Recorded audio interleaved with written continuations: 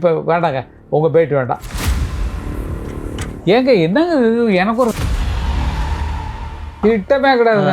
இப்போ நீங்கள் வேறு வேலைக்கு கொடுங்க, கொஞ்சம் கேமராமேன் வரல பார்த்துக்கிறீங்களான்னு சொல்லுங்கள், நான் அங்கே நிற்பேன். நான் இது என்னது இல்லை, நான் உங்களை பேட்டி எவ்வளோ ஞானஸ்தன் வாலி சார் என்கிட்ட நிறைய சொல்லியிருக்காங்க உங்களை பற்றி. ஆமாம், இப்போ நான் வந்து இப்போ இப்போ இப்போ வேண்டாங்க, உங்கள் பேட்டி வேண்டாம். என்ன நீங்கள் பேட்டி கேளுங்க, உங்கள் சொந்த ஊர் இருங்க.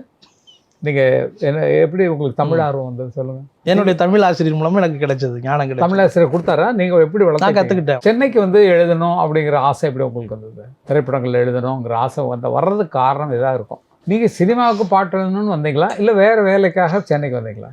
சினிமாவுக்கு பாட்டு எழுதுன்னு தான் வந்தேன். முதல்ல எழுதின பாட்டு என்ன பாட்டு? நாங்கள் உங்களை பற்றி ஜனங்களுக்கு சொல்லி ஆகணும். உங்களை பேட்டி கேட்கறது ஆள் கிடையாது. நான் வந்து ராஜா சாரை தான் மீட் பண்ணேன். முதல்ல எழுதின பாட்டு என்ன பாட்டு? நான் எழுதவே இல்லையே, பாட்டை எழுதலையே. பாட்டே எழுதலையா? ஏன் அது சமயப்பும் உங்களுக்கு கிடைக்கல? இல்லை, நம்ம கட் பண்ணிவிட்டு அடுத்ததுக்கு போவோம், அடுத்த ஸ்லாட்டுக்கு போவோம். ஏங்க என்னங்க இது, எனக்கு ஒரு வேலை தர மாட்டேங்கிறீங்க, எக்ஸ்ட்ரா சம்பளம் வரும்னு நினைக்கிறேன் நான். இல்லை, அவங்கள பற்றி தெரிஞ்சுக்கவே இல்லை. இல்லை, நாம பேசுவோம். Okay okay. பேட்டியாளரை பேட்டி காணும் கங்கை மரன்.